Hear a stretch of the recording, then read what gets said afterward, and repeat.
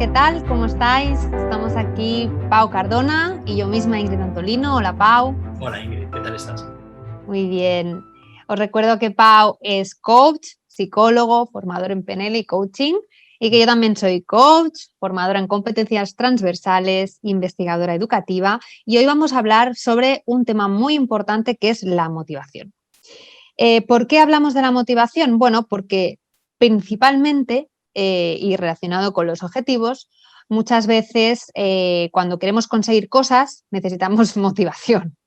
Así que vamos a destacar dos ideas muy importantes, que son cuál es el estado que deberíamos alcanzar para poder estar motivados, y la otra visión que vamos a dar es qué factores nos pueden ayudar a motivarnos o a estar más motivados. Vamos a empezar hablando un poco de cuáles son esas dos cosas más significativas en la teoría de la motivación. Una es la dificultad que nosotros vemos en la tarea y la otra es nuestra percepción de capacidad para lograr esa tarea. Esas dos cosas afectan mucho a nuestra motivación. Sin embargo, cuando logramos un estado de equilibrio entre ambas, generalmente es cuando podemos conseguir lo que se llama el estado de flow. Cuéntanos un poco más, Pau.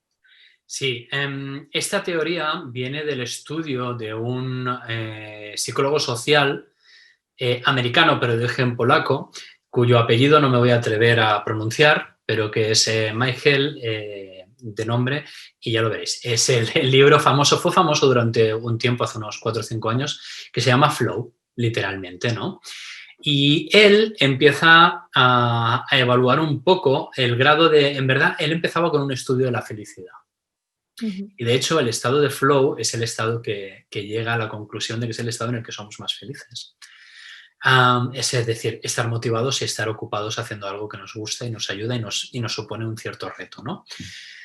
Entonces él empieza a hacer encuestas a personas mientras están trabajando, mientras están haciendo deporte o mientras están en su tiempo libre.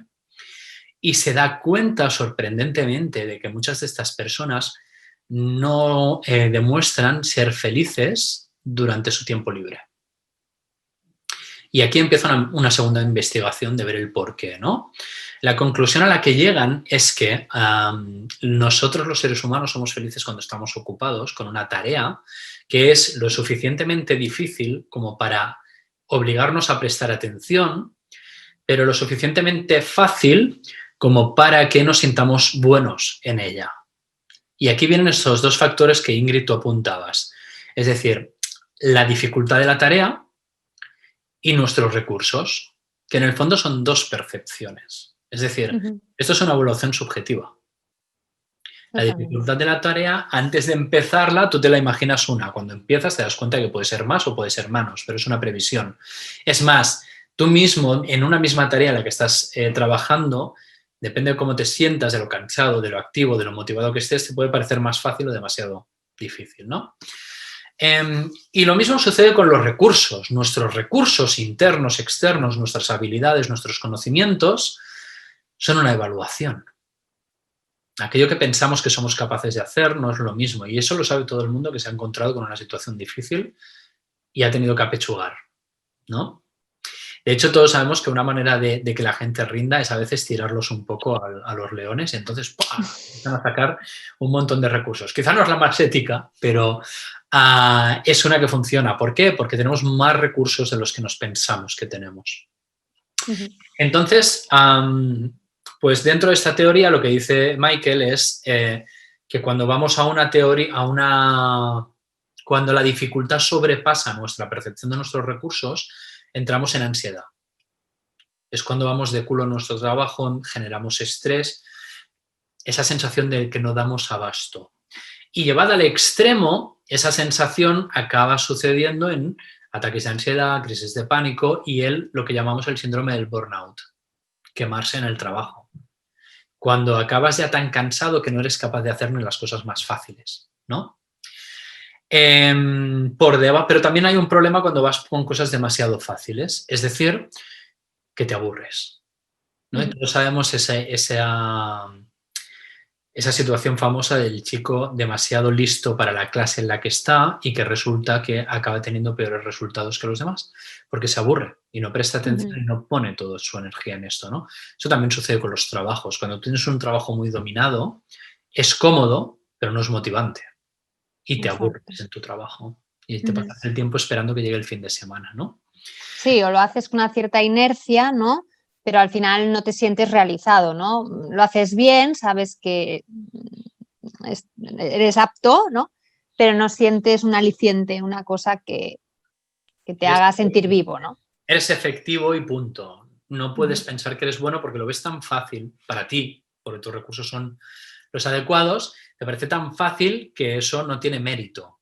ujú, Y de hecho ese es el motivo por el que descubren que la gente no suele ser excesivo, depende, ¿no?, de qué actividades realicen, no se sienten felices en su tiempo libre cuando están descansando. ujú, Porque en el fondo vamos tan agobiados durante la semana que decimos, ojalá llegue el fin de para no hacer nada.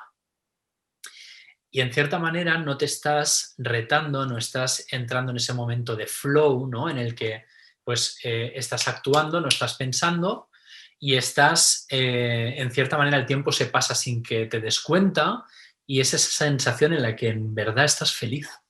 ujú. Sí, Lo que sí. no quiere decir que no esté bien pasarse el domingo pues durmiendo en la cama. Porque lo necesitamos, pero si nos pasamos todo el fin de semana luego nos sentimos mal. Ujú. De hecho, también es un tema que has comentado, no solo tiene mucho que ver con la motivación, es el tema de la percepción del tiempo. Normalmente cuando estamos motivados haciendo algo que nos gusta, que nos hace felices, el tiempo nos pasa rapidísimo y cuando estamos haciendo una tarea que no nos gusta o que nos desmotiva o que no nos hace sentir bien, se nos hace eterno, ¿no? O sea, que ese es un buen indicador para saber si eso que estamos realizando pues nos gusta, no nos gusta y si a lo mejor hay que hacer, ¿no?, algún replanteamiento. Ujú. De hecho, una cosa que sucede con el estado de flow es que mucha gente, el estado de flow te lleva a estar tan pendiente de tu trabajo que no eres consciente que estás en él. Ujú, O sea, hasta que no acabas y dices, ¡guau! ¡Qué bien! ¿No? Oye, he acabado y acabas cansado, pero bien, porque lo has dado todo, no te has quedado ansioso. Uno de los colectivos que sí son conscientes cuando sucede eso son los deportistas. Y están en ese momento en el que están simplemente por el juego, tomando decisiones correctas sin pensarlas de forma casi instintiva, y es cuando eso en el básquet se dice que están en la zona. ¿No? Están en la zona en la que ujú, pim pam, todo es fácil, todo es efectivo, porque estás haciendo que tus recursos estén todos en marcha y no te paras ni a hacer el discurso, ¿no? De pensar, no dudas, estás reaccionando en ese momento a lo que está pasando y estás reaccionando bien. Y eso es el momento de la zona, el momento de flow, ¿no? Y eso lo correlaciono con un libro que ya hablamos el otro día sobre el juego interno del tenis.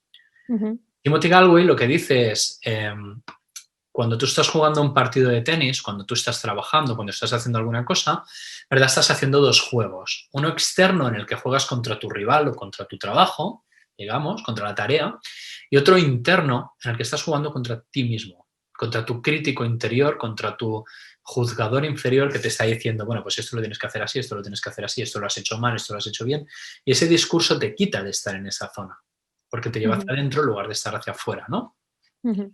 Y por eso el trabajo de Michael es especialmente efectivo, porque demuestra con un estudio científico lo que Timothy Galway lo escribió con una observación, digamos, de muchos casos, pero con una observación que después no tenía ni las estadísticas ni la comprobación que tiene. Ujú. Y en referencia a eso también tendríamos que hablar entonces de esa octálisis o 8 factores que influyen en la motivación.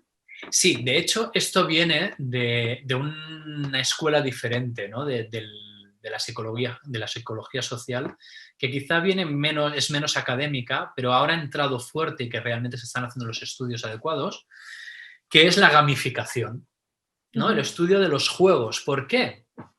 Porque los juegos son acciones, son actividades a las que volvemos una y otra vez. Por lo Y tanto, que además nos motivan, exacto, generalmente. volver a ellos son motivantes. Y nadie tiene que hacer nada para que queramos jugar. Es el propio diseño del juego el que nos hace querer jugar, ¿no? Y no estoy hablando solo de videojuegos, es decir, Ujú. hay juegos que hacen más de 1000 años que existen, como pueden ser las damas, el ajedrez, pues el escondite, no sé si hará 1000 años de este, pero hace ¿El unos quién cuantos. es quién? Es decir, quién es quién hace mucho, sí, el Cluedo. Ah, pero sí, son cosas que lo que tienen en común es que la gente quiere jugar. No por el objetivo, sino por el rato que están haciendo. Entonces, principalmente, el autor que a mí más me gusta que habla de esta teoría es un americano también, pero de origen chino, que se llama Yu-Kai Chou, Ujú. que explora 8 factores que tienen en coincidencia estos juegos, ¿no? Ujú. Y lo que descubrimos es que al final no tiene tanta relación con los juegos, sino con unos factores que son de motivación. Entonces, Yu-Kai Chou lo lleva a un terreno, eh, más amplio que el del juego. Es decir, lo que nos dice Yu-Kai Chou es, si pudiéramos diseñar nuestro trabajo, nuestros estudios académicos, nuestro desarrollo personal, nuestro trabajo nuestra gestión de nuestra salud, con estos 8 factores, no tendríamos que obligarnos a ir a trabajar, no Ujú. tendríamos que obligarnos a cuidar nuestra salud, no tendríamos que obligarnos a estudiar, porque estaríamos disfrutando tanto que lo haríamos de motu propio. Y lo que propone Yu-Kai Chou es un poco transformar el mundo en ese sentido, es hacer un mundo más feliz. Es muy Ujú. chulo esto. Y de hecho hay muchas empresas que están empezando a utilizar diseños nuevos de maneras de trabajar. Yu-Kai Chou dice que uno de los problemas que tenemos en el marco laboral hoy en día, que es, por ejemplo, el absentismo, la falta de motivación, vienen porque nuestros trabajos están diseñados para el producto, no para la persona, ¿no? Entonces dice, si nosotros podemos añadir estos 8 factores o alguno de estos o un diseño coherente con estos factores, conseguiríamos que la gente esté motivada para trabajar de por sí mismo. Ujú. Cosa que se ha demostrado que es un motivador mucho más eficaz que, por ejemplo, el salario, ¿no? Los Así es. estudios nos dicen que el salario es motivador cuando tú tienes la percepción de que cobras de menos por lo que te mereces. Y ahora todo el mundo dirá, claro, ¿no? Todos cobramos menos de lo que nos merecemos. En verdad no, en verdad tenemos una percepción de qué vale este trabajo y una vez hemos llegado a esto, no nos motiva tanto, nos sigue motivando, pero no nos motiva tanto un aumento de sueldo. Es más, la motivación a través del sueldo es una escalera sin fin. Una vez tú ya lo tienes, no necesitas volver a... No te lleva, el salario es tuyo, por lo tanto el mes que viene, cuando cobras lo mismo, no te da premio, ya es lo mismo. Ujú. ¿Bien? Entonces, estos 8 factores, Yu-Kai Chou los divide en 2 ejes, ¿no? Vertical y horizontal. Y el vertical nos dice que hay una motivación positiva y una negativa. La motivación positiva es la que te aporta cosas y la motivación negativa es la que tú haces para evitar cosas, para evitar Ujú. castigo, ¿no? Es aquello que decimos de el premio o el castigo. La horizontal habla de motivación extrínseca e intrínseca. ¿Qué quiere decir eso? Una cosa que motiva extrínsecamente es precisamente porque tu motivación es por lo que vas a conseguir por esa acción, por ese premio o por ese castigo. Es decir, tú vas a trabajar por tu salario, si no te gusta tu trabajo. Si te gusta tu trabajo, es aquello que te dicen, es que yo haría esto aunque no me pagaran, es una motivación intrínseca. ¿Sí? Ujú. Eso también existe en los juegos, es decir, en los juegos muchas veces hay acciones que tú tienes que hacer para conseguir un objetivo que no son necesariamente divertidas. Es decir, por ejemplo, esto sucede mucho en los videojuegos. Hay muchas acciones repetitivas que se trata de conseguir puntos para luego poder conseguir un arma mejor, un personaje mejor, etcétera, etcétera, ¿no? Es mucho de los juegos de rol. Pero las acciones en sí son aburridas.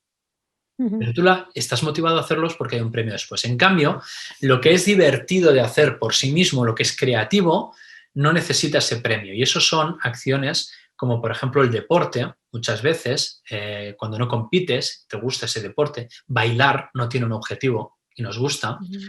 Hacer música, crear arte, no tiene un objetivo concreto, más allá de la Ujú. comunicación, ¿no? Pero no tiene un premio. En cambio, lo que nos gusta es el proceso de hacerlo. ¿no? Entonces, dentro de este marco, lo que te dice es que la motivación más potente es la que es positiva e intrínseca.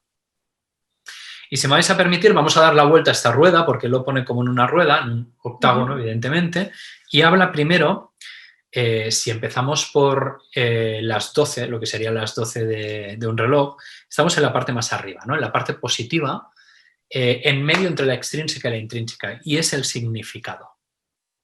Un propósito. El propósito, correcto. Es decir, gente que hace algo no porque la acción en sí sea maravillosa, sino porque está de acuerdo a sus valores o cumple con un bien mayor. Es, por ejemplo, gente que trabaja en una ONG y que probablemente cobran menos que otra persona que hace la misma función en una empresa privada, pero entiende que el bien que está haciendo es importante. ¿Sí? O gente que colabora con sitios donde no cobra nada, pero aún así dedica su tiempo y esfuerzo para ese fin, ¿no? Y que la acción en sí no es agradable, como puede ser pues ir a limpiar carreteras o cosas así, sino que lo que es agradable es el resultado positivo de acorde a tus valores, el mundo que estás creando a través de esto. También en algunas escuelas se puede llamar la espiritualidad esto. El pertenecer a una entidad con la que estás de acuerdo o no. Partidos políticos también podrían ser esto. El segundo es la sensación, perdón, porque los tengo aquí, es la creatividad, la capacidad de crear, ¿no? Y esta es la esquina que yo os estoy diciendo, que habla de la motivación positiva y intrínseca. Y aquí es cuando tenemos juegos, por ejemplo, Lego, que son infinitas combinaciones, la música, el arte, pasa por aquí, ¿sí? Entonces, en las 3 de la tarde, que sería la horizontal, sería la más entre la positiva y la negativa, pero absolutamente intrínseca, está la influencia social. Es decir, el mérito que te reconocen los demás, la visibilidad, etcétera, etcétera. Y esto es algo con lo que juegan mucho, por ejemplo, redes sociales. Y también la política, por ejemplo. Hay mucha gente que está en política no por el cambio que pueden hacer, sino porque lo reconozcan por la calle. Y es un motivador importante, este reconocimiento, ¿no? Entonces, en el apartado más bajo tenemos, ya entrando en la motivación negativa, la escasez.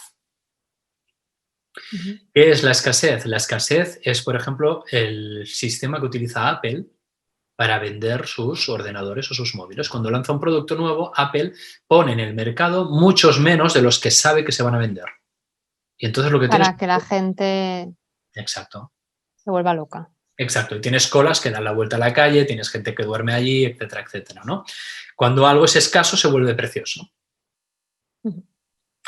En el factor más bajo, motivación negativa entre la intrínseca y la extrínseca, tenemos la pérdida.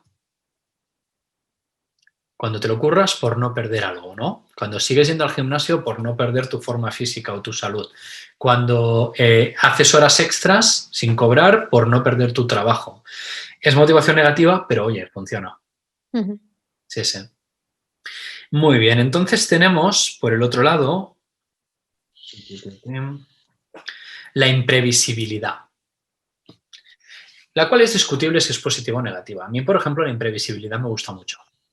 En mi trabajo, como trabajo con personas, encontrarme con gente diferente cada vez me ayuda mucho a que mi día a día no sea igual y no me aburra. Por lo tanto, es positivo. Para mucha gente es negativo. Claro, porque te saca de tu zona de confort, ¿no? Del control de la situación, ¿no? De una cierta estabilidad. Al final, si todo es más imprevisible, todo es menos controlable, por lo tanto, ¿no? Supone más esfuerzo el mantener una cierta sensación de control. Exacto, y puede generar ansiedad, vaya. Por eso también cuenta como negativa en muchos casos, ¿no? En lo que serían las 9 de la noche en este reloj, estaríamos hablando de la propiedad, la sensación de propiedad.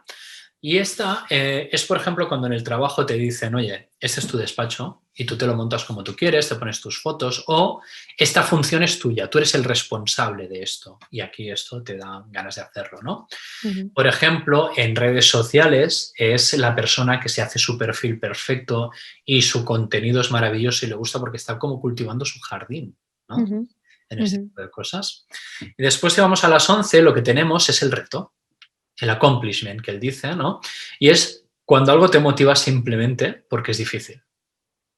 ¿Por qué la gente sube el Everest? ¿Por qué la gente hace Transpirenaicas y está 12 horas en una bici, dejándose la salud al final? Porque poca gente puede hacerlo y eso tiene un mérito para estas personas, ¿no? Entonces, eso también es un factor de motivación muy importante. Y con esto tenemos los 8.